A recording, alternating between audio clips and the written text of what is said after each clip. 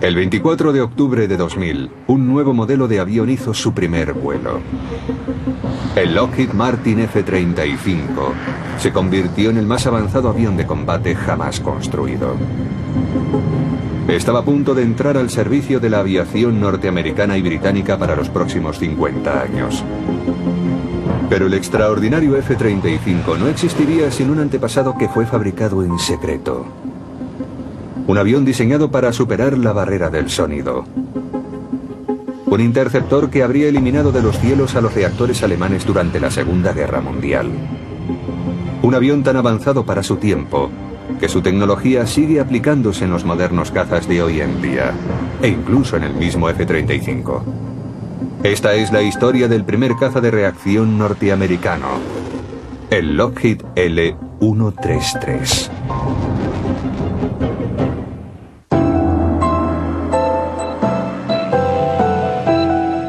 Aviones que nunca llegaron a volar.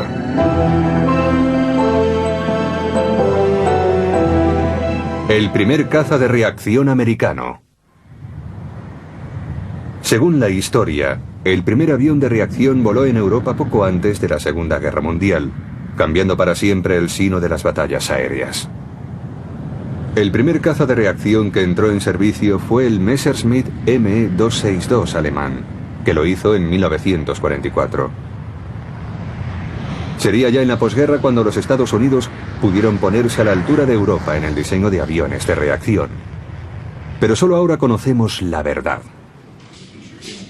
En los años que precedieron al ataque de Pearl Harbor, un equipo formado por los mejores ingenieros aeronáuticos estadounidenses trabajaba en el que podría convertirse en el avión de combate más avanzado del mundo, un avión de reacción supersónico de caza, el Lockheed L-133. En aquel tiempo no contábamos todavía con un avión supersónico, pero teníamos razones para asegurar que aquel avión sería capaz de alcanzar velocidades supersónicas. Uno de los primeros ingenieros en estudiar el desconocido mundo del vuelo supersónico fue Clarence Leonard Johnson. Se le apodaba Kelly Johnson por su temperamento típicamente irlandés. Su genio le caracterizaba en toda situación, especialmente cuando tenía que enfrentarse a la burocracia estatal o a los reglamentos militares, los cuales pondrían un día en peligro el proyecto del L-133. Kelly Johnson tenía gran confianza en sí mismo. Era un ingeniero muy imaginativo, muy trabajador y muy testarudo. Kelly Johnson era un hombre con el que resultaba muy difícil trabajar. Trabajar a su lado, quiero decir. Era un buen ingeniero, pero sus opiniones no se basaban necesariamente en la ingeniería, sino en el instinto. Y era muy terco. En 1932, Kelly Johnson obtuvo el título de ingeniero aeronáutico en la Universidad de Michigan. Conoció a una persona que quizás influyera en él más que nadie en su vida. Fue Hal Hibbard, el joven vicepresidente de la Lockheed. Era el ingeniero jefe, se había graduado en el MIT. Un año después de que Kelly obtuviera el título, Hal Hibbard le contrató. Durante los años 30, el diseño de aviones estaba experimentando cambios revolucionarios. Los aviones volaban a mayor velocidad y altura, por eso debían ser más resistentes, por lo que había que construirlos de metal y no de madera y lona, como en sus comienzos. Johnson y Hibbard serían los pioneros de esta nueva tecnología.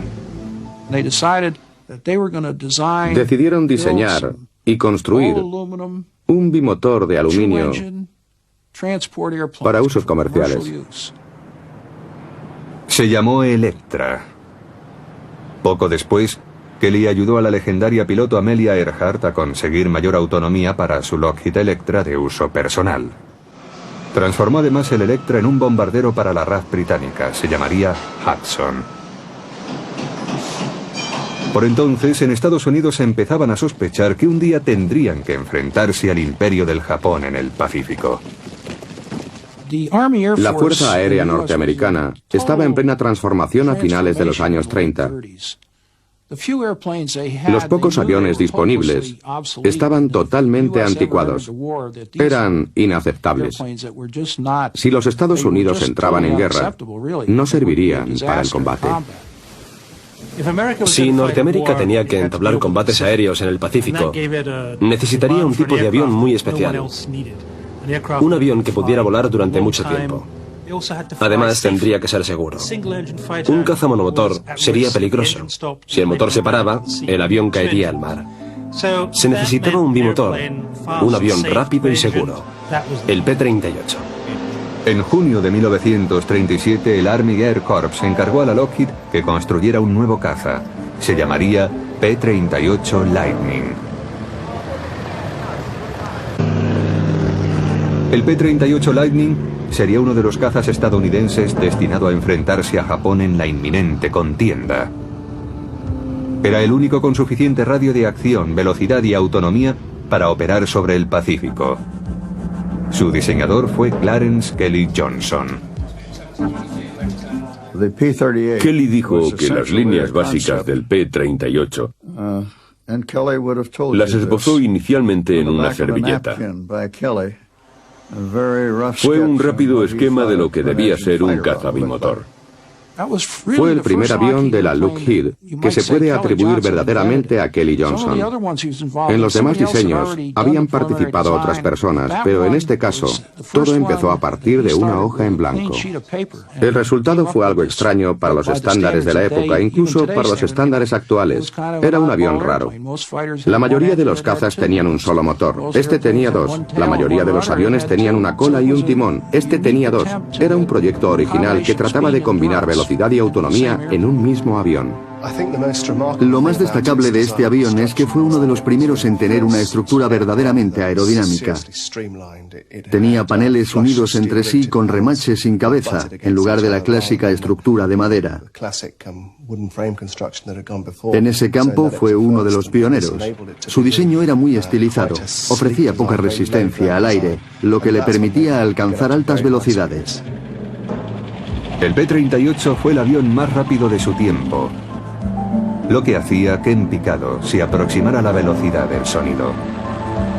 Fue uno de los primeros aviones en sufrir el peligroso fenómeno de la compresibilidad, que hace que los mandos del aparato se bloqueen y que el avión caiga en picado.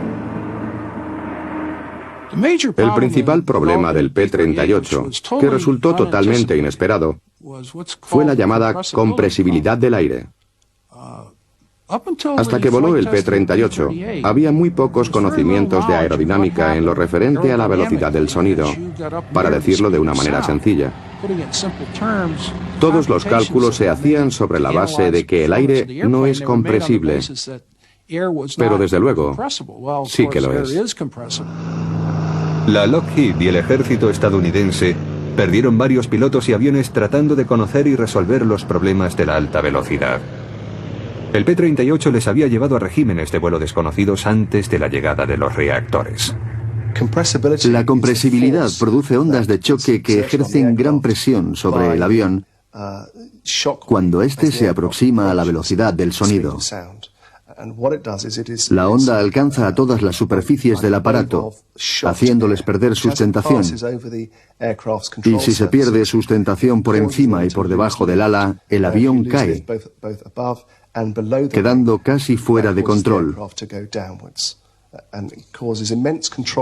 El piloto es incapaz en ese momento de gobernarlo.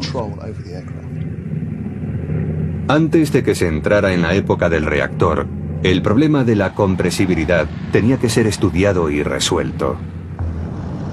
Sin embargo, a la Lockheed y a Estados Unidos no les quedaba mucho tiempo. El imperio japonés estaba a punto de lanzar uno de los más audaces y devastadores ataques aéreos de toda la historia. El 7 de diciembre de 1941, aviones japoneses atacaron a la flota norteamericana del Pacífico, anclada en Pearl Harbor. A las pocas semanas se ordenó que el P-38 fuera fabricado en masa. La Fuerza Aérea del Ejército no podía esperar a que se resolviera el problema de la compresibilidad. Necesitaba un caza con un gran radio de acción y eso era precisamente el P-38. A finales de 1942, los bombarderos norteamericanos entraron en acción en Europa. Se suponía que el B-17 Flying Fortress era capaz de penetrar sin escolta en el espacio aéreo enemigo, confiando solo en sus grandes formaciones y en sus ametralladoras defensivas. Pero en la primera gran incursión sobre Alemania, 60 B-17 fueron derribados por cazas de la Luftwaffe. Para una fuerza de poco menos de 300 bombarderos, las pérdidas eran inaceptables. La aviación del ejército necesitaba un caza de largo radio de acción que escoltara y protegiera a los B-17, y el P-38 era el único disponible. Pero Kelly Johnson sabía que tenía que resolver los problemas de compresibilidad del Lightning antes de que murieran más pilotos. El problema de la compresibilidad del P-38 resultó insuperable durante bastante tiempo. No fue posible resolverlo de inmediato. Kelly Johnson no podía eliminar la compresibilidad, pero imaginó una forma de evitar el picado disminuyendo la velocidad. Instaló en los aviones unos frenos aerodinámicos especiales que decelerarían el P-38 hasta velocidades donde no había riesgo de que se produjera el fenómeno. El problema de pérdida de control en vuelo a altas velocidades subsónicas se resolvió mediante pruebas en el túnel aerodinámico. Si se instalaban en el avión unos frenos o aerofrenos, se le podía decelerar lo suficiente para recuperar el control. Con miles de P-38 entrando en servicio, la Lockheed tuvo que actuar deprisa. Dio prioridad a la fabricación de unos frenos aerodinámicos especiales que serían instalados en las mismas bases. Pero ocurrió la tragedia. 500. Cargaron 500 conjuntos de frenos aerodinámicos en un carguero C-54 que partiría hacia Europa. Se harían los cambios en las mismas bases para que los P-38 pudieran escoltar a los bombarderos norteamericanos. Pero ocurrió una tragedia. El C-54 que llevaba los frenos se parecía mucho a un bombardero alemán, el Focke-Wulf 200 Condor, que operaba sobre el Atlántico en colaboración con los submarinos alemanes. La RAF creyó que el C-54 era un avión enemigo y lo derribó frente a la costa oeste de Irlanda. A pesar del contratiempo, el P-38 se convertiría en uno de los más célebres cazas americanos de la Segunda Guerra Mundial. Derribaría más aviones japoneses que cualquier otro caza aliado. De hecho, el P-38 permitió dar un golpe devastador al alto mando japonés. Uno de los éxitos legendarios del P-38 fue que interceptó y derribó al avión del almirante Yamamoto, quien lideró el ataque a Pearl Harbor. Casualmente, los americanos habían interceptado algunos mensajes que decían que Yamamoto iba a realizar un viaje en avión, pero solo el P-38 tenía el radio de acción suficiente para alcanzarlo, interceptarlo y derribarlo. Pero antes de que la Segunda Guerra Mundial terminara, el P-38 tuvo que enfrentarse a la siguiente generación de cazas: los aviones de reacción. Yo creo que incluso en los primeros años de la guerra ya se sabía que la planta de potencia del futuro para los cazas y los bombarderos iba a ser el motor de reacción. En 1944, los alemanes construyeron el primer caza de reacción del mundo, el Messerschmitt Me-262. Volaba unos 160 km por hora más rápido que el Lightning. Sin embargo, el motor de reacción aún era muy rudimentario, aunque el Me-262 supuso un gran éxito para la ingeniería alemana. En la Lockheed llevaban trabajando desde 1939 para construir un reactor que sucediera al P-38. Se le denominó Lockheed L-133, y uno de sus principales diseñadores fue un genio de la ingeniería, Nathan Price. Durante muchos años, la Lockheed contó con un ingeniero verdaderamente único, Nat Price. No había nada que no consiguiera si se lo proponía. Fue uno de los creadores del motor de reacción. Realmente era algo necesario. Nathan Price había diseñado los turbocompresores que proporcionaban su gran velocidad al P-38. Ansiaba construir un avión lo suficientemente veloz para atravesar la barrera del sonido. Tan moderno avión necesitaría un nuevo tipo de motor. Nate era un hombre muy interesante, un ingeniero brillante. Sabía mucho de turbocompresores y de motores. Dedicaba gran parte de su tiempo libre a diseñar motores de reacción. El motor que finalmente diseñó era tan avanzado en cuanto a ingeniería que aún hoy en día no se ha construido otro tan completo. Price propuso un motor llamado L1000. Poseía dos características revolucionarias. En primer lugar, su compresor axial. El motor de reacción de Nathan Price fue revolucionario. Era lo que ahora llamamos un motor de reacción axial. O sea, el compresor succionaba el aire y lo comprimía, consiguiendo un gran empuje. Nathan Price también propuso otra innovación, una que no incorporaron los motores de reacción hasta los años 50, la poscombustión. El motor de reacción succiona grandes cantidades de aire, lo comprime y luego quema combustible para generar empuje. Pero siempre queda un poco de oxígeno sin consumir que sale por detrás del motor. Nathan Price se dio cuenta de que se podía conseguir un empuje adicional con este oxígeno no consumido. Si se inyectaba queroseno en el chorro de aire y se quemaba, se conseguía un gran empuje adicional. En 1940, la Lockheed tenía listo el diseño del L133. Sus ingenieros creían que con él podrían sobrepasar la barrera del sonido. Fuimos a examinar el motor en el que estaba trabajando Nate. No pudimos poner ni una sola objeción a sus planos. Nos pareció perfecto. Diseñamos finalmente un avión, un caza, basándonos en dos de esos motores. Nunca habíamos tenido un avión supersónico, pero estábamos razonablemente convencidos de que aquel avión sería capaz de alcanzar velocidades supersónicas. El L133 fue diseñado para alcanzar velocidades superiores a 1000 km por hora. Tenía una disposición en Carnac revolucionaria. El elevador estaba situado en el morro del avión. Su radio de acción sería de 500 kilómetros y operaría a alturas de 12.000 metros. El L133 iba a utilizar una de las grandes innovaciones del P-38. El avance más significativo que fue incorporado al L133 de reacción fue su forma del ala. Era lo que se denomina un ala de flujo laminar, lo que significa que el aire se desliza sobre ella con gran suavidad. Kelly Johnson creía que para que el L133 volara en supersónico, necesitaría un ala como esa para conseguirlo. Esta configuración laminar ayudaba a retrasar la aparición de la onda de choque sobre el ala, la misma onda de choque que bloqueaba los mandos cuando la velocidad se aproximaba a la del sonido. Pero existía un problema. En 1940 la aviación del ejército no estaba interesada en los reactores. Su prioridad eran los bombarderos de gran radio de acción, como el B-17 Flying Fortress.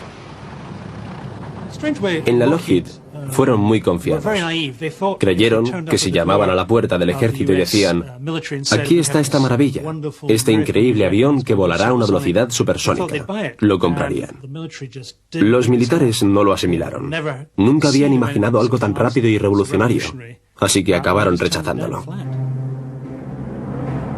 Johnson insistió todo lo que pudo. Les dijo que en Alemania ya tenían el primer avión de reacción desde agosto de 1939 y que pronto habría reactores operativos en Europa. Pero el ejército rehusó destinar más fondos para el L133.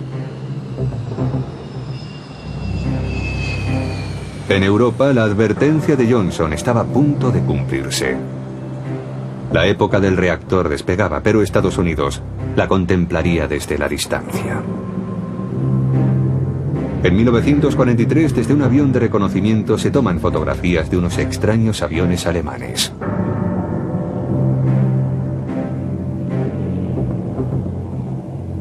Las fotos reproducían también las marcas de quemaduras que sus motores dejaban en las pistas y en los campos. Esos aviones utilizaban una nueva clase de motores, los reactores. Cuando aquella noticia llegó a Estados Unidos a mediados de la Segunda Guerra Mundial, los altos mandos militares decidieron competir con los alemanes. Se dijeron, bueno, recordemos que Johnson nos habló de esos nuevos aviones, y de esa manera, la Lockheed se convirtió en una de las primeras candidatas para construir un caza de reacción. El L-133 había sido un proyecto secreto. Los militares fueron informados de los progresos de la Lockheed, y uno de los jóvenes diseñadores del equipo de Kelly, Willis Hawkins, construyó una maqueta del caza. Era un programa secreto. Todos los programas de Kelly lo eran. A mí me pareció que, en lugar de enseñarles planos, aquella maqueta sería muy útil para causar una buena impresión a las fuerzas aéreas. Y así fue como hicimos la maqueta, porque creí que merecía la pena. Desde luego no vendimos el avión, pero sí nos autopromocionamos, porque quienes lo vieron nos contrataron para trabajar en el P-80. El 16 de octubre de 1945 se adjudicó un contrato formal a la Lockheed para construir el nuevo caza. Uno de los requisitos impuestos era que el primer avión debía estar acabado en un tiempo muy corto. Kelly prometió que el avión volaría a los 160 días de la firma del contrato. Así que la Fuerza Aérea lo firmó. Y nos pusimos a trabajar a toda prisa. Afortunadamente, la experiencia con el L-133 fue muy instructiva para los ingenieros de la Lockheed. El nuevo caza, el P-80, utilizaría gran parte del diseño del anterior proyecto. El P-80 Shooting Star tenía esencialmente el mismo ala que el L-133. Una de las razones por las que Kelly Johnson fue capaz de diseñar y construir el P-80 tan rápidamente fue que el trabajo preliminar del ala ya había sido ideado para el L-133. Kelly Johnson formó inmediatamente un equipo con 50 de los mejores ingenieros de la Lockheed para construir el nuevo avión. Trabajaban 10 horas al día, 6 días a la semana. El P-80 no era el primer avión de la Lockheed, pero fue un punto de inflexión en su historia. Fue el avión que revolucionó la forma de trabajar de sus ingenieros. Los ingenieros del P-80 trabajaban completamente apartados de la burocracia de la Lockheed, sin apenas restricciones ni incómodos papeleos. Los planos no tenían que estar supeditados a las directrices habituales de la Lockheed. Tampoco tenían que seguir las especificaciones militares. Se podían pedir piezas directamente, sin rellenar los formularios que solían requerirse para cualquier proyecto. Se puede decir que todas las normas fueron suprimidas y que la única que quedaba era: hazlo todo lo deprisa que puedas. Y si tienes algún problema o no puedes resolver algo, llama a Kelly Johnson inmediatamente y él solucionará el problema. En 1944 el P-80 estaba listo para las pruebas de vuelo. La primera se realizó el 8 de enero, con Milo Burcham a los mandos. Fue el primer avión norteamericano que superó los 800 kilómetros por hora en vuelo horizontal. Allí debía de haber unos 20 ejecutivos de la Lockheed. Tuvimos que sentarnos en el suelo porque no había otro sitio donde hacerlo. El único lugar pavimentado era la pista. Y entonces despegó. Fue un primer vuelo sensacional, incluyendo una pasada a gran velocidad frente a las dunas. Fue fenomenal. Así nació el P-80. El XP-80 empezó enseguida a fabricarse. Lo que había empezado con un par de pequeños prototipos se convirtió enseguida en el programa del P-80 e inmediatamente el avión fue fabricado en serie. De hecho, se construyeron 850 unidades. Pero el P-80 no era un avión supersónico. Cuando el desarrollo del motor L-1000 fue cancelado, Estados Unidos perdió una gran oportunidad en el diseño de motores de reacción. El P-80 tuvo que ser propulsado por el Goblin británico. El motor Goblin era un sencillo motor centrífugo con una sola etapa de compresión que limitaba la velocidad del avión. En contraste, el motor que Nathan Price había tratado de construir para el L-133 era de diseño más revolucionario, con compresor axial, que quizás habría permitido el vuelo supersónico. Pero ya en la Alemania de entonces estaban poniendo en práctica ideas similares. Durante la Segunda Guerra Mundial, el único país que construyó motores de reacción axiales fue Alemania. El auge de los motores de reacción durante la Segunda Guerra Mundial se produjo en Alemania. Hasta 1945, los alemanes construyeron miles de aviones de reacción. Fabricaban en serie varios modelos, entre ellos algunos bombarderos. Si la guerra se hubiera prolongado un año más, se habrían convertido en un auténtico problema para los aliados. Incluso en 1944, cuando el ejército nazi empezaba a desfallecer, cientos de reactores entraron en servicio en la Luftwaffe. Además del caza ME-262, produjeron el Arado 234 para bombardeo y reconocimiento. Estos aviones estaban propulsados por los primeros motores axiales de reacción. Un avión sorprendente que los alemanes introdujeron en 1944 fue el Arado 234. Inicialmente diseñado para reconocimiento, volaba tan alto y tan rápido que los aliados no podían alcanzarlo. Con él volaron sobre las playas de Normandía, pero llegaron meses más tarde del desembarco. El Arado fue empleado en Italia y fue una de las razones por la que a los aliados les resultó tan difícil avanzar, porque todo lo que hacían era observado por los aviones de reconocimiento alemanes. A principios de 1945, la ofensiva aliada en Italia quedó frenada. El comandante alemán, el mariscal Kesselring, disponía de un escuadrón de los nuevos reactores de reconocimiento Arado 234. Eran demasiado rápidos para los aliados y le dieron a Kesselring la ventaja estratégica de conocer los movimientos de las fuerzas aliadas. Pero solo había unos pocos Arados en Italia y además desarmados. Recurrían a su velocidad para eludir a los cazas aliados de motor de émbolo. En un desesperado intento por contrarrestar a los aviones de reconocimiento alemanes, 2 P-80 experimentales fueron enviados urgentemente a Italia. El P-80 fue un auténtico pionero en la aviación. Era un avión muy sencillo, aunque supusiera un avance importante. Su mejor cualidad desde el principio fue la velocidad. Era lo que primó en el diseño. Había que conseguir un motor de gran empuje y aprovecharlo al máximo. Pero con solo 2 P-80 experimentales en Italia, el ejército norteamericano no podía dar caza a los esquivos arados. La conclusión era evidente. Los Estados Unidos habían perdido 3 años preciosos en el desarrollo de reactores cuando se canceló el proyecto del L-133. Tendría que ser en otra guerra, esta vez en Asia, cuando recurrieran a los aviones de reacción. El P-80 se convirtió en el caza de la Fuerza Aérea norteamericana durante la posguerra.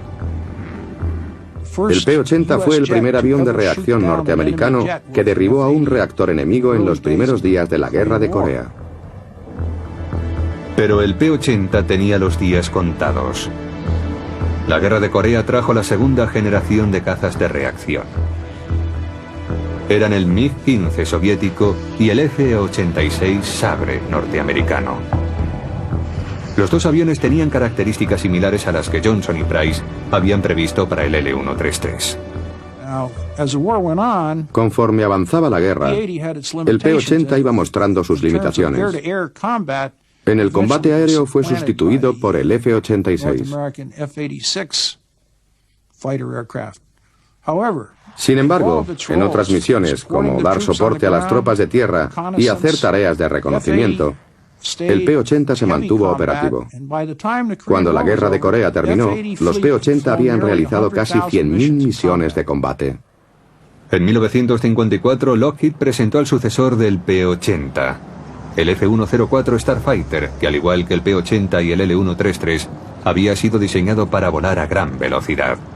Kelly fue a Corea durante la guerra, a principios de los 50, y habló con muchos pilotos y comandantes norteamericanos. Ellos le dijeron que necesitaban un caza que superara a los aviones rusos y a los chinos. Está claro que le dijeron, necesitamos disponer del avión más rápido. El Starfighter fue diseñado para volar a más de 2.200 kilómetros por hora y se convirtió en el avión más rápido del mundo. No era fácil construir un avión de Mach 2. Creo que nunca se ha apreciado este hecho. Pero a mediados de los años 50, no era una tontería diseñar un avión que alcanzara Mach 2 y que fuera en vuelo sostenido. Fue un gran avance. En el Starfighter se emplearon conceptos de diseño ideados en 1940. Mucho de lo que vemos en él fue inicialmente proyectado para el L-133. El L-133 no llegó a tener éxito. Fundamentalmente porque no estábamos muy convencidos de que un avión supersónico debiera tener alas en flecha.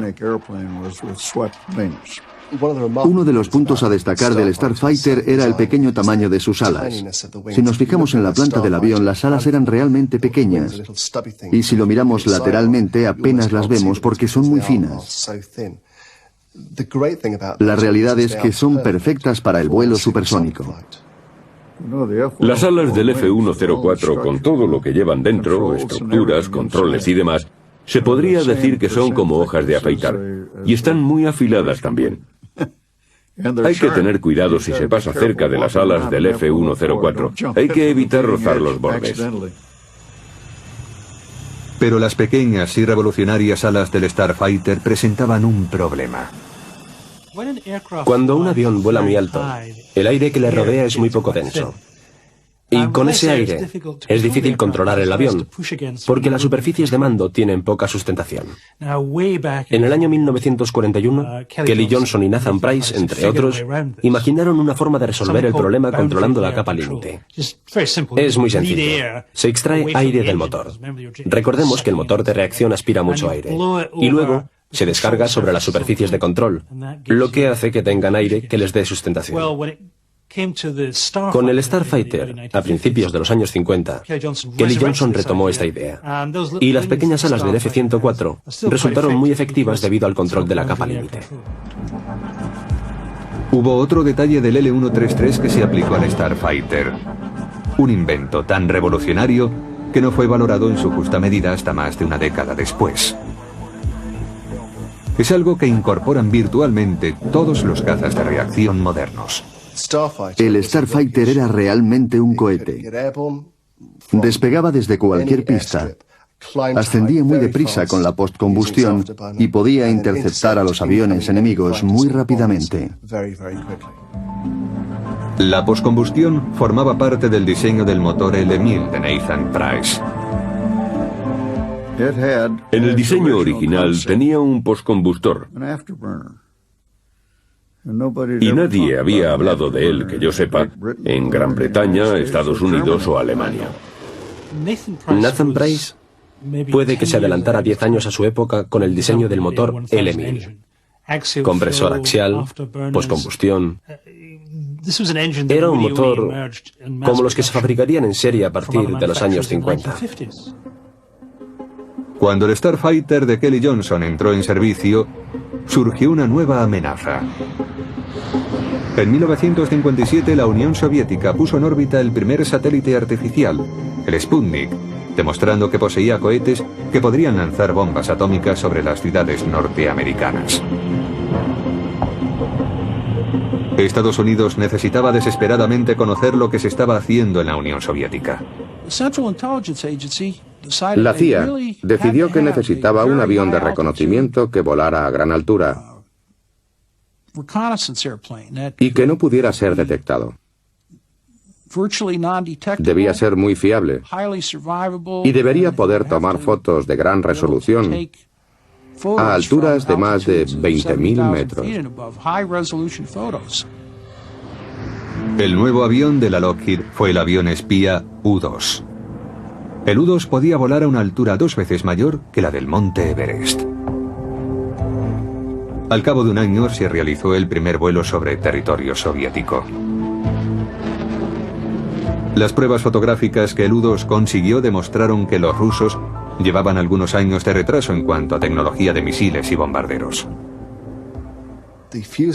El fuselaje del U-2 es muy similar al del Starfighter. Lo que hizo la Lockheed fue usar un Starfighter al que incorporaron unas alas de gran tamaño para volar a mayor altura. Así nació el U-2. Pero en 1960 ocurrió lo inimaginable. Un U-2 pilotado por Gary Powers fue derribado por el misil antiaéreo soviético SA-2. Fue la primera vez que un misil tierra-aire derribaba un avión enemigo. Si un U-2 que volaba a gran altura podía ser rastreado por radar y derribado por un misil soviético, también podría ocurrirle a cualquier bombardero norteamericano. Kelly Johnson encontró una solución: construir un avión invisible al radar que pudiera volar fuera del alcance de las defensas antiaéreas y de los aviones enemigos. El resultado fue el SR-71 Blackbird. En la actualidad, más de 30 años después de su primer vuelo, el Blackbird sigue siendo uno de los aviones militares más rápidos del mundo. Para mí, el SR-71 de Kelly Johnson fue su obra maestra. Yo diría que es el avión más revolucionario. Eso se debe, sobre todo, a su velocidad. Alcanzó el récord de 3.515 kilómetros por hora en vuelo horizontal. Debido a que el Blackbird vuela durante horas en crucero a 3 veces la velocidad del sonido, la fricción del aire hace que su superficie se caliente en extremo. Para conseguir esa velocidad, hay que soportar unas temperaturas elevadísimas. Por eso el SR-71 usó por primera vez una estructura de titanio. Para encontrar una estructura que resistiera a las altas temperaturas que se dan volando a Mach 3, más de 3.200 kilómetros por hora, se pensó en el titanio. Casi todo el avión fue construido con dicho metal. Pero el Blackbird tenía otras cualidades mucho más revolucionarias que su gran velocidad o sus superficies de titanio. Lo sorprendente del SR-71 no es solo su velocidad, sino que es invisible. Usa la tecnología stealth. Es el primer avión que resulta difícil de captar y seguir mediante el radar. Esto se consiguió recubriendo partes de la superficie de titanio del Blackbird con una capa de ferrita que tiene la propiedad de absorber las ondas de radar. El Blackbird posee además un diseño de alas y fuselaje que reduce las superficies angulosas, que son las que actúan como espejos reflectores de las ondas de radar. Lo que representó un gran avance fue la forma en que las alas se amoldaban al fuselaje del SR-71. En la mayoría de los aviones las alas salen del fuselaje, pero Johnson diseñó las superficies de forma que reflejaran muy poco las ondas del radar. Pero aquel extraño diseño no era nuevo para la Lockheed. Ya fue ideado allá por 1940. Se trataba del L-133. Solamente se construyeron 31 Blackbirds. Debido a que podían llegar a cualquier punto del planeta en muy poco tiempo, se convirtieron en los principales aviones de reconocimiento norteamericanos. A diferencia del U-2, ningún Blackbird ha sido derribado jamás. El Blackbird daría muy pronto paso a uno de los aviones más extraños que jamás haya volado. Y de nuevo la CIA fue quien respaldó el proyecto. En los años 70, la Agencia de Proyectos Avanzados de Defensa decidió organizar una competición para construir un avión de vanguardia. Debía ser un pequeño aparato que pasara desapercibido ante el radar. Las empresas que compitieron para el proyecto fueron la Northrop y la Lockheed.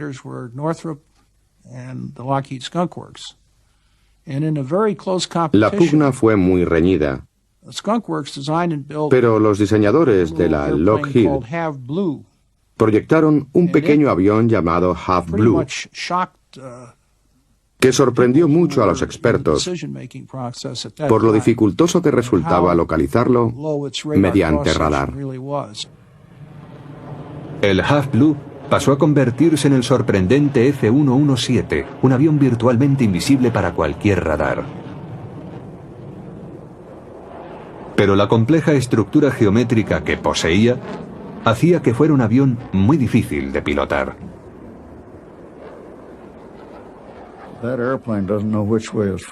Es un avión en el que resulta difícil diferenciar la parte delantera de la trasera. Es bastante inestable, así que tiene que volar guiado por un ordenador. Y si ese ordenador se estropea, el piloto es hombre muerto. Por eso, para el pilotaje, suelen emplearse varios ordenadores simultáneamente. El F-117 llevó a la aviación hacia la era digital. Fue uno de los primeros aviones fly-by-wire. Fue puesto a prueba por primera vez en la Guerra del Golfo de 1991 y la superó con nota. De los 76 aviones, ninguno sufrió ningún tipo de accidente. Protagonizaron el 1,5% de las misiones de la Fuerza Aérea en aquella guerra y alcanzaron el 41% de los blancos asignados. Eso es todo un récord que a mí me parece indiscutible. En 1984 el equipo de Kelly Johnson empezó a combinar las características Stealth con el vuelo supersónico y con una gran maniobrabilidad. La forma del F-117 hacía que fuera lento y difícil de pilotar. Pero los nuevos superordenadores permitieron diseñar un avión más equilibrado y fácil de volar. Este sería el Lockheed F-22. A mediados de los 80, la Fuerza Aérea decidió que necesitaba un caza Stealth de nueva generación, supersónico en crucero. Eso significaba que tendría que volar sin hacer uso de la poscombustión. Había grandes dificultades de diseño para aunar todas esas características en un solo aparato. El primer F-22 voló el 7 de septiembre de 1997. Kelly Johnson no vivió para verlo. Murió en 1990. Pero el F-22, heredero del L-133, del P-38 Lightning, del P-80 Shooting Star, del F-104 Starfighter, del Blackbird y del F-117, acumuló todas las cualidades de sus predecesores. Está previsto que el F-22 sea el principal caza de la Fuerza Aérea norteamericana durante los próximos 40 años. En el P-38 encontramos muchas de las cualidades que caracterizan al F-22. Bueno, es un avión monomotor, pero si se le mira con detenimiento, vemos dos estabilizadores verticales, dos timones, y a grandes rasgos se podría decir que tiene un poco del P-38.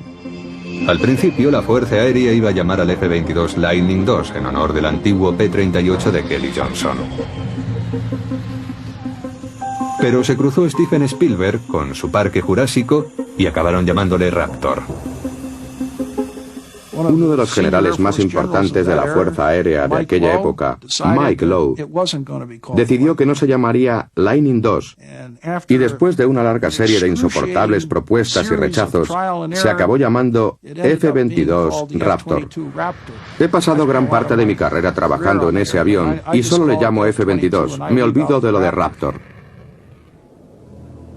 Lo único que queda como recuerdo del L-133 es el prototipo del motor L-1000 de Nathan Price, que se encuentra en el Museo de Aviones de Chino, California.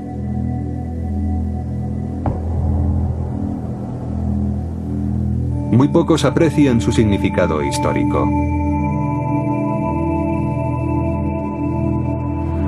¿Qué habría ocurrido si el L-133 hubiera volado?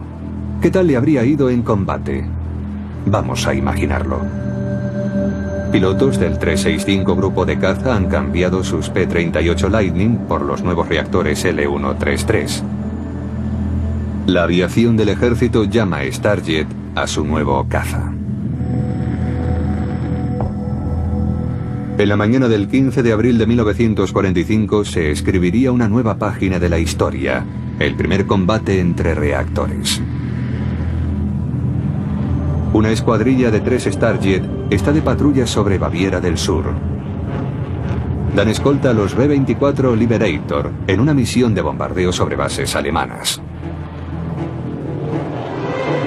De repente, aparece una escuadrilla de ME-262 dirigiéndose hacia los Liberator. Pero los 262 han cometido un grave error. Han supuesto que los cazas de escolta son los lentos Mustangs, con un único motor de émbolo. Los ME-262 planean atacar a los Liberator y luego sobrepasar a los Mustangs. Pero van a hacer un descubrimiento inesperado. Los Starjets del grupo 365 de caza aceleran para interceptar a los 262, que sorprendidos se dispersan.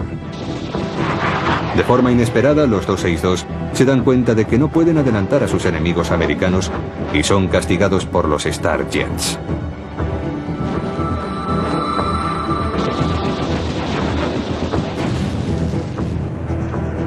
El combate se realiza sobre el cielo de Baviera. Es un combate a muerte, a 1000 kilómetros por hora. Por primera vez en la historia, un caza de reacción es derribado por otro. Realmente no existió ningún combate entre reactores durante la Segunda Guerra Mundial, sino que hubo que esperar a la de Corea en los años 50. Pero el honor fue de nuevo para Kelly Johnson. El primer reactor que derribó a otro fue su P-80 Shooting Star. Ocurrió el 8 de noviembre de 1950. El L-133, visto desde una perspectiva histórica, tenía un diseño muy adelantado para su tiempo. En nuestros días, los que quizás sean los dos últimos aviones tripulados de Norteamérica, el F-22 Raptor y el F-35 Joint Strike Fighter, son los dos diseños de Lockheed más avanzados que existen. Yo creo que esa es la auténtica herencia que dejaron Nathan Price, el diseñador del motor L-1000, y Kelly Johnson, el verdadero cerebro de la compañía Lockheed. El F-35 es un avión del siglo XXI. Representa la culminación de 100 años de tecnología aeronáutica y de trabajo de los ingenieros de la Lockheed. Pero dada la nueva época que se avecina, la de los vehículos de combate no tripulados, o UCAV, el F-35 podría ser el último caza pilotado. El auténtico legado del L-133 fueron sus geniales ideas sobre los cazas de reacción. Ideas que una a una iban siendo incorporadas a otros cazas según aparecían. En nuestros días, Lockheed ha construido el F-35. Puede que sea el último caza de reacción que se construya en Estados Unidos. En ese sentido, el L-133 abrió una larga trayectoria que culmina con el F-35. El F-35 es el último descendiente del Lockheed L-133, uno de los aviones que nunca llegaron a volar.